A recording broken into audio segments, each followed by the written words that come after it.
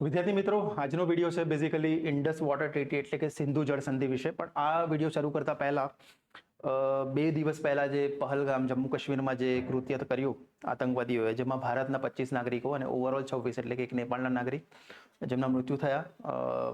ઘણી ખરાબ સિચ્યુએશન હતી ત્યાં.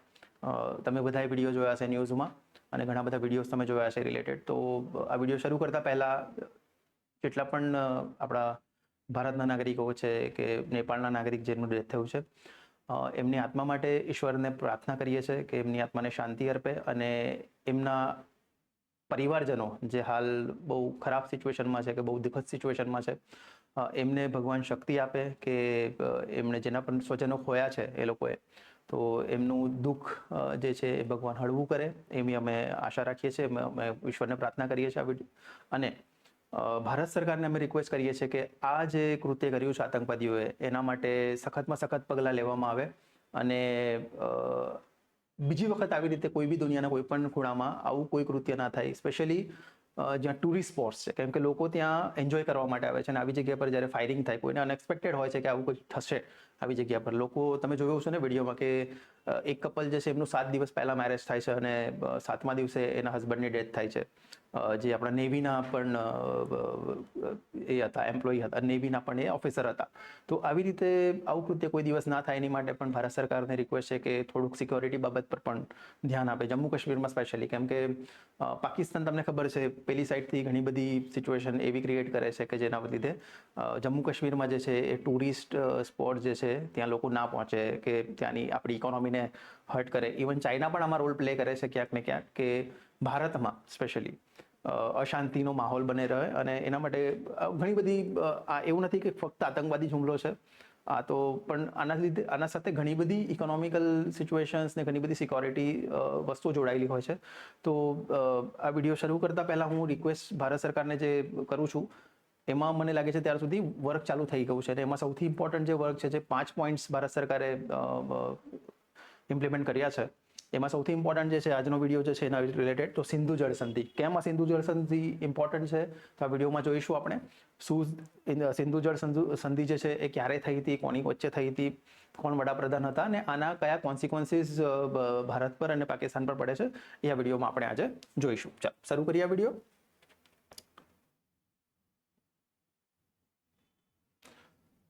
પરિચય આપતા પહેલા હું પરિચય આપું તો સિંધુ જળ સંધિ જે છે એ ભારત અને પાકિસ્તાન વચ્ચે થયેલી હતી. વિદ્યાર્થી મિત્રો, આ ક્વેશ્ચન જે છે ને, આમાંથી આ સ્લાઇડમાંથી ઘણા બધા ક્વેશ્ચન તમારા પાસ્ટ એક્ઝામમાં પૂછાયા છે. તમે પાસ્ટ પેપર ઉઠાઈને જોશો ને તમને ખબર પડશે સિંધુ જળ સંધિમાંથી કેટલા ક્વેશ્ચન્સ આપણને પૂછેલા છે પહેલા, અને આ ક્વેશ્ચન્સ આગળની એક્ઝામ માટે પણ આવવાની શક્યતા પૂરેપૂરી રહેલી છે. તો આ સંધિ જે છે ભારત પાકિસ્તાન વચ્ચે થયેલી હતી અને એ ડેટ પૂછે છે એક દિવસ એક્ઝામમાં. તો 19 સપ્ટેમ્બર 1960ના રોજ થઈ હતી. ત્યારે ભારતના વડાપ્રધાન કોણ હતા? વડાપ્રધાન હતા જવાહરલાલ નહેરુ. અને પાકિસ્તાન તરફથી કોણ હતું? તો અયુબ ખાન હતા. અને આ સંધિની મધ્યસ્થતા જે કરી હતી એટલે કે ઇન્ટરમીડિયરી તરીકે કોણ હતું? તો એ હતું વિશ્વ બેંક. કોણ? વર્લ્ડ બેંક હતું. ઓકે, તો આ 3 ફેક્ટ જે તમારી માટે ઘણા ઇમ્પોર્ટન્ટ છે. નદીઓનું વિતરણ અહીંયા ખાસ કરીને પૂછે છે કે સિંધુ જળ સંધિ જે થઈ હતી, પણ સિંધુની કેટલી નદીઓ છે, શાખા નદીઓ જેને કહેવાય. તો સિંધુ જે સિસ્ટમ છે, નદી સિસ્ટમ જે છે, સિંધુ નદી તંત્ર આપણે જે કહીએ છીએ, એમાં કઈ કઈ નદીઓ આવેલી છે? તો એમાં જે નદી છે એ સિંધુ પોતે, ઝેલમ, ચિનાબ, રાવી, સતલજ અને બિયાસ. ટોટલ 3 નદી અને 3 નદી. આવી રીતે આમાં પાકિસ્તાન યુઝ કરે છે આ પાણીનો, અને આ પાણીનો આપણું પ્યારું ભારત યુઝ કરે છે. તો પશ્ચિમની જે નદીઓ છે, સ્પેશિયલી પશ્ચિમની નદીઓમાં કઈ આવે? તો સિંધુ, ઝેલમ અને ચિનાબ. આ પશ્ચિમની નદીઓ જે છે એમાં પાકિસ્તાનને અધિકાર આપવામાં આવેલો છે, પણ એમાં પણ 20% જે યુઝ પાણીનો ઉપયોગ છે ભારત કરી શકે છે. 20% પાણીનો ઉપયોગ ભારત કરી શકે છે. અને પૂર્વની જે નદીઓ છે જેમાં આવે છે રાવી, બિયાસ અને સતલુજ, એટલે કે સતલુજ, રાવી અને બિયાસ, એ નદીનો 100% ઉપયોગ કોણ કરી શકે છે? તો આપણું ભારત કરી શકે છે. બરાબર. તો આમાંથી તમને કયા ક્વેશ્ચન પૂછે છે કે નદીઓના અધિકાર કોના છે? એમાંથી ઝેલમ, સિંધુ અને ચિનાબનું કેટલા % પાણી યુઝ ભારત કરી શકે છે એ પણ તમને પૂછાશે. સંધિનો હેતુ શું હતો? તો સંધિનો હેતુ બેઝિકલી એ હતો કે પાકિસ્તાનમાં સિંધુ નદી પર ભારતના નિર્માણ કાર્યને કારણે ઉદ્ભવેલા વિવાદોનો શાંતિપૂર્ણ ઉકેલ લાવવા માટે બંને દેશોએ નદીના પાણીના વહેંચણી મુદ્દેનો પ્રશ્ન હતો. એટલે કે પાણી જે નદીઓ જે વહી રહી છે, ઠીક છે, નદીઓ તમને ખબર છે, નદીઓ જ્યારે વહે છે કોઈક દિવસ એમાં ભૂકંપ આવે છે, કોઈ ક્ષેત્રમાં ભૂકંપ આવે. તમને ખબર છે 1917 1918 જ્યારે કચ્છમાં ભૂકંપ આવેલો હતો ત્યારે અલ્હાબંધ જે છે એનું ત્યાંથી શિફ્ટ થઈ ગયું હતું પાણી, અને સિંધુ નદી જે પહેલા ભારતમાં વહેતી હતી પછી ત્યાંથી એ શિફ્ટ થઈને પાકિસ્તાનમાં જતી રહી હતી. તો ભવિષ્યમાં પણ આવો ક્વેશ્ચન આવી શકે છે, કોઈ દિવસ ભૂકંપ આવે ને કોઈક નદીનો જે જળપ્રવાહ જે છે એ ચેન્જ થઈ શકે છે, બરાબર. તો એની માટે શું કર્યું હતું ભારત સરકારે અને પાકિસ્તાન સરકારે કે આ નદીનું કોણ પાણી કેટલું યુઝ કરશે, તો એમાં મધ્યસ્થતા કરી હતી વર્લ્ડ બેંકે. અને ત્યારે 1960માં વે બેક કેટલા વર્ષો થયા, લગભગ 62-65 વર્ષ થઈ ગયા આ સિચ્યુએશનને, બરાબર. ત્યારે આ સિંધુ જળ સંધિ જે છે એ અસ્તિત્વમાં આવી હતી 1960માં. સંધિના મુખ્ય પ્રાવધાનો કયા હતા? તો સંધિના મુખ્ય પ્રાવધાનો હતા કે ભારત પશ્ચિમની નદીઓ ઉપર બંધ નહેર અને ઇલેક્ટ્રિક જનરેશન માટે રન ઓન ધ રિવર, એટલે કે પાણીને રોક્યા વગર તમે એના પર ઇલેક્ટ્રિસિટી જનરેશન માટેનું કામ કરી શકો છો. એના માટે ભારતને આપેલું હતું, ને કેટલું હતું એ 20% પાણીનો ઉપયોગ ભારત કરી શકે છે. કઈ કઈ નદીઓ? જે સિંધુ નદી હતી, તો સિંધુ, ઝેલમ અને એક ત્રીજી નદી હતી. તો ત્રીજી નદી તમે આઈડેન્ટિફાઈ કરો કઈ હતી, બરાબર. તો આમાંથી 3 નદીઓ આપણે પહેલાના સ્લાઇડમાં પણ તમને બતાવેલી છે. અને ભારત સતલુજ, રાવી અને બિયાસ, તો હવે મેં તમને હિન્ટ આપી દીધી, એક નદી તમારે આઈડેન્ટિફાઈ કરવાની છે. સતલુજ, રાવી અને બિયાસ પણ કરતું હતું ઉપયોગ, ભારત કરતું હતું, બરાબર. અને સિંધુ, ઝેલમ અને બીજી એક નદી છે એ તમારે આઈડેન્ટિફાઈ કરવાની છે. હવે ભારત પશ્ચિમી નદીઓમાં પણ મર્યાદિત ખેતી માટે પાણીનો ઉપયોગ કરી શકે છે.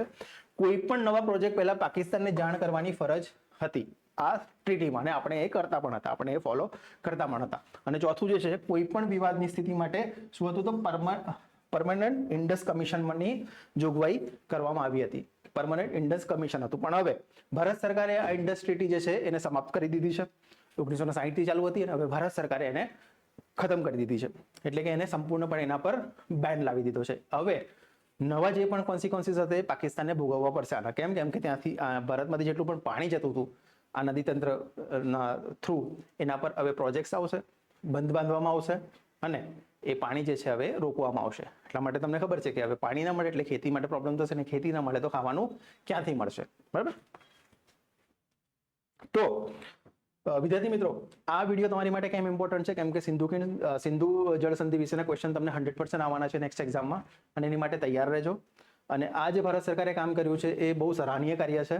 કેમ કે ઘણા સમયથી તમે જોશો તો 2016માં જ્યારે ઉરી, જમ્મુ કાશ્મીરમાં જ્યારે ફરીથી ઉરીમાં જે હુમલો થયો હતો, આપણા જે જવાનો હતા એમના પર હુમલો થયો હતો, એમાં પણ ઘણા બધા જવાનોના ડેથ થયા હતા, જે શહીદ થયા હતા. ત્યારે પણ આ સિંધુ જળ સંધિને લઈને ગરમ માહોલ થઈ ગયો હતો. પછી 2023માં પણ વર્લ્ડ બેંકને ભારત સરકારે અમુક પોઈન્ટ્સ આપ્યા હતા કે જેના પર સિંધુ જળ સંધિ જે છે એને હવે સમાપ્ત કરવી જોઈએ. અને ફાઇનલી 2025માં આ જે કૃત્ય થયું પહલગામમાં, એના જવાબમાં ભારત સરકારે સૌથી પહેલા તો સિંધુ જળ સંધિને સમાપ્ત કરી દીધી, જે સૌથી સારામાં સારું કાર્ય કર્યું. પાકિસ્તાન ને તો હવે પ્રોબ્લેમ થવાની જ છે પાણીની ડેફિનેટલી, અને એના થ્રુ જેટલા પણ ઇકોનોમિકલી પ્રોબ્લેમ એમને થવાના છે એ ફેસ કરવા જ પડશે. કેમ કે બીજો કોઈ ઓપ્શન નથી. કેમ કે કેટલી વખત કોઈ જવા દે કોઈ પણ પ્રોબ્લેમને, પણ હવે જે છે એનો હાઈ ટાઈમ આવી ગયો છે. અને હવે સિંધુ જળ સંધિ જે સમાપ્ત થઈ ગઈ છે તો પાકિસ્તાનને પાણીના ઘણા પ્રોબ્લેમ થવાના છે. ઓકે, તો વિદ્યાર્થી મિત્રો, આવા જ ઇન્ફોર્મેટિવ વિડીયો અમે તમારી માટે લાવતા રહીશું. અને ફાઇનલી આ વિડીયોના માધ્યમ થ્રુ અમે જેટલા પણ ભારતના નાગરિકો છે જેમની પણ ડેથ થઈ છે એમના ફેમિલી મેમ્બર્સને ઈશ્વર જે છે એમના સાથે રહે, ઈશ્વર એમની સાથે રહે અને એમને આ જે દુઃખદ ભરી ઘટના જેમની સાથે થઈ છે એમાંથી જલ્દીથી બહાર આવવા માટે મદદ કરે. ચલો, થેન્ક યુ વેરી મચ.